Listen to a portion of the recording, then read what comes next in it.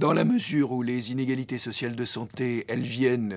pour partie de problèmes d'accès aux soins, mais surtout principalement pour un déficit de prévention et de dépistage. Le chantier prioritaire, c'est d'améliorer la prévention, et notamment la prévention primaire, c'est-à-dire en amont de la maladie, faire que les gens puissent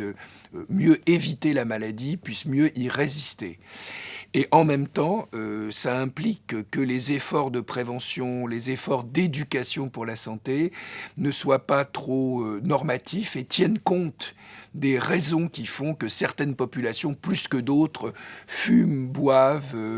ont des réticences à participer à telle ou telle activité de dépistage, même quand elle est gratuite. Il faut travailler avec la population et il faut éviter d'avoir un discours trop normatif qui ne comprend pas que les personnes les plus vulnérables, par exemple, peuvent avoir de bonnes raisons de continuer à fumer malgré tous les messages dont on peut les bombarder.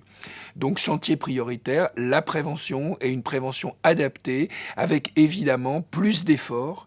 et des efforts adaptés pour les catégories les plus pauvres, les catégories vulnérables, et également intégrer cet effort de prévention pas simplement dans la politique de santé, mais dans l'ensemble des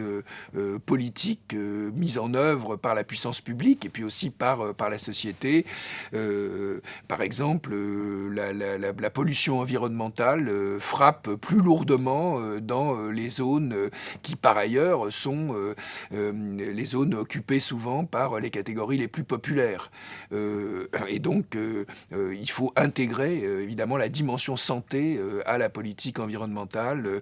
Les familles monoparentales sont souvent celles qui souffrent le plus, avec des conséquences les plus graves pour la santé, problèmes psychologiques pour la mère, pour les enfants,